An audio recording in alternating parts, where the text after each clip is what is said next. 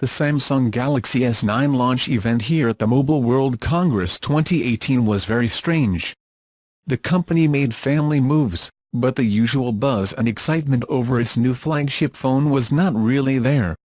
Thanks to the toxic mix of incremental updates in relation to the existing Galaxy S8 and the usual notice cycle of leaks and disclosures, there was not much to exaggerate. Unless you like those spooky AR emoji.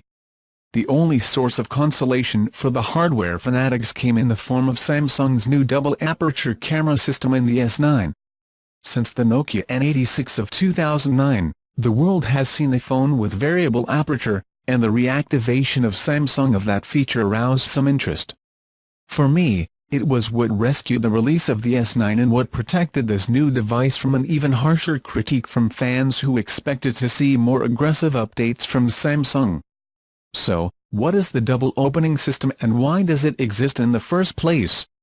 The opening is the opening through which the camera's sensor sees the outside world, and usually wants it to be as large as possible to absorb the greatest amount of light. Samsung has moved to the widest opening in a phone yet, with an opening f/1.5 in the S9, but it has also been decided to offer users the option to go down to f/2.4 narrower as well.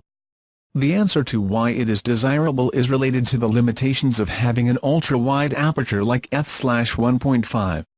The larger the aperture for light to enter, the harder it will be to keep the entire image sharp and clear. With traditional DSLR lenses, a decrease in sharpness is often observed from the center to the edge of the image, and most lenses have their optimal point of sharpness and light somewhere just below their maximum setting.